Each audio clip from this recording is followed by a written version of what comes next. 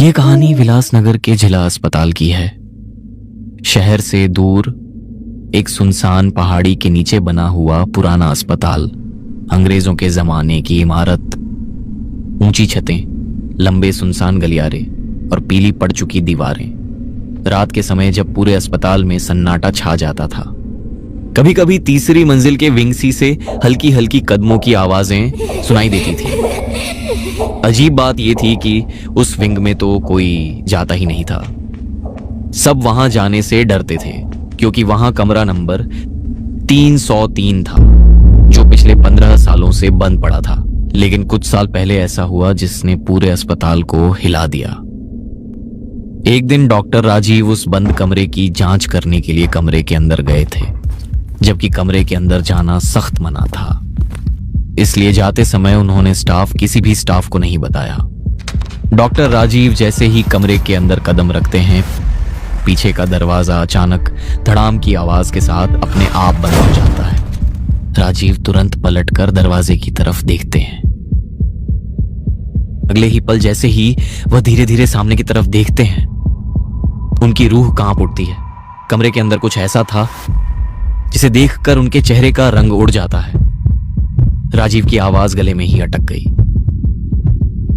अगली सुबह जब अस्पताल का स्टाफ रोज की तरह काम पर पहुंचा, तभी एक नर्स तीसरी मंजिल के विंग सी में सफाई देखने गई।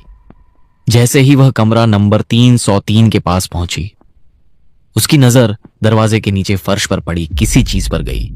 वह झुककर ध्यान से देखने लगी और अगले ही पल उसकी तेज चीख पूरे कॉरिडोर में गूंज उठी।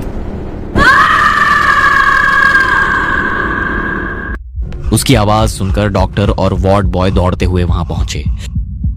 नर्स कांपते हुए दरवाजे की तरफ इशारा कर रही थी, जिसे देख देख कर सबके होश उड़ गए। दरवाजे के पास फर्श पर सिर्फ डॉक्टर राजीव के दोनों हाथ पड़े थे और उनकी बाकी पूरी बॉडी का कहीं कोई निशान नहीं था। उस घटना के बाद विंग-सी को पूरी तरह बंद कर दिया गया। 6 सालों बाद डॉक्टर समीर की जब यहां पोस्टिंग हुई तो उसे विंग-सी की देखरेख का जिम्मा मिला। पहले ही दिन जब वह वार्ड का मुआयना कर रहा था, उसकी नजर एक भारी लकड़ी के दरवाजे पर पड़ी। दरवाजा मोटी जंजीरों से जकड़ा हुआ था और उस पर धूल जमी प्लेट पर सिर्फ एक नंबर लिखा था, 303। डॉक्टर समीर ने पास खड़े चौकीदार से पूछा, ये कमरा बंद क्यों है? चौकीदार कुछ पल चुप रहा, फिर धीरे से बोला, साहब, ये कमरा 303 है। यहां 15 साल पहले जो हुआ था, उसके बाद से कोई अंदर नहीं जाता। समीर कुछ पल उसे देखता रहा, फिर पास खड़े चौकीदार रामदीन से पूछ बैठा, अस्पताल में मरीजों की कमी नहीं, फिर एक पूरा विंग यूं ही क्यों बंद पड़ा है? इसकी चाबी कहां है? रामदीन का चेहरा अचानक उतर गया। उसने धीरे धीरे हाथ जोड़ लिए और धीमे स्वर में बोला, साहब, इस कमरे की चाबी सिर्फ डीन साहब के पास रहती है। यहाँ दवाइयां नहीं, दुआएं काम आती हैं। और एक बात याद रखिए, सूरज ढलने के बाद इस गलियारे में कदम मत रखिएगा। समीर हल्का सा हंस पड़ा और बोला, रामदीन, यह अस्पताल है, कोई डरावना किला नहीं। समीर को पहले यह सब सिर्फ अफवाह लगा था, लेकिन उसी शाम अस्पताल के पुराने रिकॉर्ड देखते देखते उसे कमरा 303 से जुड़ी एक पुरानी फाइल मिल गई। वह अपनी कुर्सी पर बैठकर फाइल के पन्ने पलटने लगा। कुछ देर बाद वह खुद से बुदबुदाया, देखते हैं इस कमरे का सच क्या है। समीर ने फाइल पढ़ना शुरू किया। 15 साल पहले इसी कमरे में एक ऑपरेशन हुआ था। मरीज थी मंजरी, एक जवान लड़की जिसे सिर्फ अपेंडिक्स का छोटा सा ऑपरेशन होना था। लेकिन ऑपरेशन के दौरान अचानक बिजली चली गई। अंधेरे और घबराहट में डॉक्टरों से बड़ी गलती हो गई और मंजरी ने ऑपरेशन टेबल पर ही दम तोड़ दिया। फाइल पढ़ते पढ़ते समीर धीरे से बोला, सिर्फ बिजली जाने से कोई मर कैसे सकता है? उसने आगे पढ़ना शुरू किया। मरीज की मौत के वक्त उसकी आंखें पूरी तरह खुली थीं, जैसे वो कुछ कहना चाहती हो, लेकिन उसके गले से कोई आवाज नहीं निकली। समीर कुछ पल उस लाइन को घूरता रहा, फिर उसने धीमे स्वर में कहा, अजीब है। उसने पन्ना पलटा और आगे पढ़ना शुरू किया। उस हादसे के बाद कुछ महीनों तक उस कमरे में दूसरे मरीजों को रखा गया, लेकिन हर बार अगली सुबह वही हुआ, मरीज जिंदा नहीं मिलता था।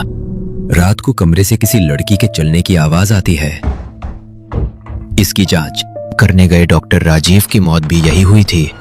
और फिर एक दिन अस्पताल प्रशासन ने फैसला किया, कमरा नंबर 303 को हमेशा के लिए बंद कर दिया जाए।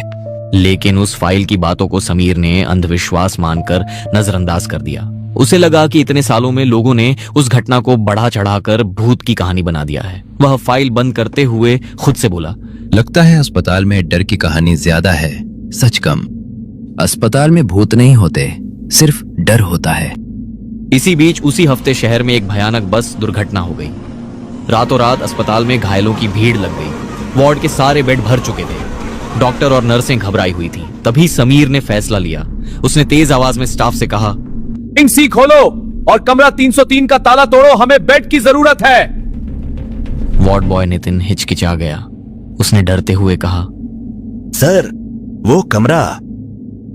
समीर ने उसकी बात बीच में ही काट दी। नितिन, यह अस्पताल है, यहाँ अंधविश्वास नहीं, इलाज होता है। जो कहा है वही करो। आदेश था, इसलिए नितिन ने कांपते हाथों से, जिस पर गहरे जंग के निशान थे, नितिन सफाई करने लगा। अंदर से बरसों पुरानी सड़ी हुई हवा का तेज झोंका बाहर आया। नितिन नाक ढकते हुए बोला, लगता है सालों से यहाँ कोई आया ही नहीं। कमरे के अंदर सब कुछ धूल से ढका हुआ था। बीचों बीच एक पुराना लोहे का स्ट्रेचर पड़ा था। नितिन सफाई करने लगा, लेकिन कुछ ही पल बाद कमरे के अंदर से उसकी डर से भरी चीख गूंज उठी। समीर तुरंत दौड़कर अंदर गया। नितिन जमीन पर बैठा कांप रहा था। उसने डरते हुए दीवार की तरफ इशारा किया और सर, वो देखिए। दीवार की मोटी धूल के बीच एक साफ हाथ का निशान उभरा हुआ था, जैसे किसी ने अंदर से दीवार को बेतहाशा पीटा हो। नितिन घबराकर बोला, सर, लगता है कोई यहाँ से बाहर निकलने की कोशिश कर रहा था। समीर ने गहरी सांस ली और इसे नितिन का वहम कहकर टाल दिया। वह थोड़ा सख्त लहजे में बोला, बस करो नितिन, सफाई करो और बाहर जाओ। नितिन जल्दी जल्दी बाहर निकल गया और समीर खुद उसी कमरे में खड़े होकर रिपोर्ट लिखने लगा। समीर ने घड़ी देखी। रात के ठीक 2 बजे थे। पूरा कॉरिडोर खामोश था। तभी अचानक बाहर की लाइटें टिमटिमाने लगी। समीर ने सिर उठाया और बुदबुदाया, ये लाइटें भी अभी ही खराब होनी थी। तभी उसके कानों के पास एक अजीब सी आवाज गूंजी, जैसे सर्जिकल औजार आपस में टकरा रहे हों। समीर का दिल तेज धड़कने लगा। उसने महसूस किया कि कमरे का तापमान अचानक बहुत गिर चुका था। उसकी सांसों से हल्की हल्की भाप निकलने लगी थी। वह धीरे से बोला, कौन है वहां? उसी वक्त उसकी नजर कमरे के कोने में रखे पुराने आईने पर पड़ी। आईने के अंदर उसे एक धुंधली आकृति दिखाई दी। एक लड़की जिसकी गर्दन टेढ़ी थी और आंखों से नीला पानी बह रहा था। समीर की देह जैसे जम सी गई। तभी उसकी नजर धीरे धीरे उस लोहे के स्ट्रेचर पर गई जो कुछ देर पहले तक खाली था। अब उस पर एक सफेद चादर ढकी हुई थी। समीर की सांस अटक गई। वह घबराकर बुदबुदाया, ये यहाँ कैसे? अचानक चादर के नीचे से एक सफेद हाथ बाहर निकला और धीरे धीरे समीर की तरफ इशारा करने लगा। कमरे में सन्नाटा और भारी हो गया। समीर ने किसी तरह हिम्मत जुटाई और कांपती आवाज में कहा, कौन हो तुम? कुछ सेकंड तक कुछ नहीं हुआ। फिर कमरे की ठंडी हवा में एक दर्द भरी फुसफुसाहट गूंजी। मेरा ऑपरेशन अभी अधूरा है डॉक्टर।